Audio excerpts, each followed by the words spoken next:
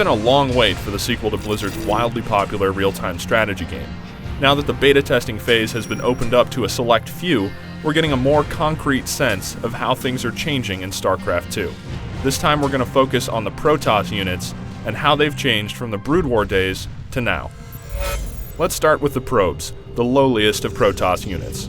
These little guys are responsible for your base building and resource collecting. They function largely the same in StarCraft 2 as they did in the original, although with a nice graphical overhaul. And one of the great things about probes, when compared to the build units of the Zerg and the Terrans, is their ability to lay down a building without tying up your probe until it's finished. Since you're not going to be able to resource your opponent to death, once you've made a gateway, it's time to pump out some Zealots. These were one of the basic offensive units back in the first StarCraft, capable of tearing through enemy forces with their psi blades. They function the same way in the sequel, though they can now be upgraded with a sprint ability. Remember the Dragoons from StarCraft? They were the bulky, spider-like electro ball shooting ground units that were basically good at everything. Yeah, well, they're sorta gone. Instead, Protoss players will be taking control of the more fragile, but more mobile Stalker units. Stalkers can be upgraded with a blink ability that allows them to teleport short distances, making them perfect for sneak attacks. High Templars were one of the deadlier units in the first game. Incapable of standard attacks, their psionic storm ability can tear through entire armies of weaker units and really badly damage the bulkier ones. They're back again in StarCraft 2 and can still dish out psionic storms, though they've unfortunately lost the hallucinate ability. Their shadowy counterparts, the Dark Templar, are also quite similar to the original manifestation, being cloaked melee units. A few Dark Templar can tear through anything in a few swipes, making them potent stealth attackers or strong defenders. Now back in the day, 2 High Templar could be merged into an Archon, while 2 Dark Templar could be merged into a Dark Archon. In the StarCraft 2 beta, you can merge any combination of 2 Templar, High or Dark, and you get your standard Archon. They're still big, fiery, and cool, but they don't seem to have the same impact that they did in StarCraft 1.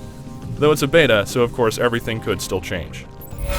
For a while there, it looked like they weren't going to make it, but carriers have returned, and bring with them swarms of tiny interceptors.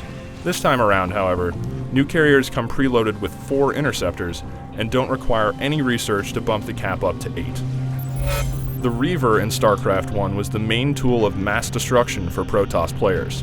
These giant mechanical slugs built and launched explosive scarabs, and were capable of dealing big damage from a distance. In StarCraft 2, you get the Colossus.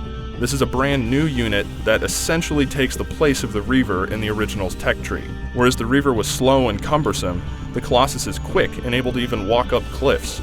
Even a small squad of them can cause some serious laser-related headaches. In the original game, to get a Reaver anywhere near your opponent in under a month, you needed a shuttle. This little flying unit was your standard pick-up and drop-off flyer, and it has been replaced by the Warp Prism in StarCraft 2. The Warp Prism does the same thing, but is also able to deploy and broadcast a small psi field, allowing players to warp in units from a gateway. Be sure to warp in something worthwhile though, or there could be problems. The Protoss Arbiter provided players with a way to warp in units almost completely undetected. They couldn't fight well, but their cloaking field and recall ability made them a potent ally. In StarCraft 2, the Arbiter has been replaced by the Mothership, an enormous glowing spacecraft. The Mothership shares the Arbiter's cloaking field and comes equipped with a new Vortex ability that can disable units in a small area for a little while. It's also a capable attacker, but its real value is in the mass recall ability, which can instantly transport many more units than even the Arbiter could to the Mothership's location, allowing you to deliver a punishing strike on your opponent. The Protoss possess many other tools and tricks that are brand new in StarCraft 2, and we haven't even looked at the Zerg race yet, so clearly there's a lot more to see. Stay tuned to IGN.com for more updates.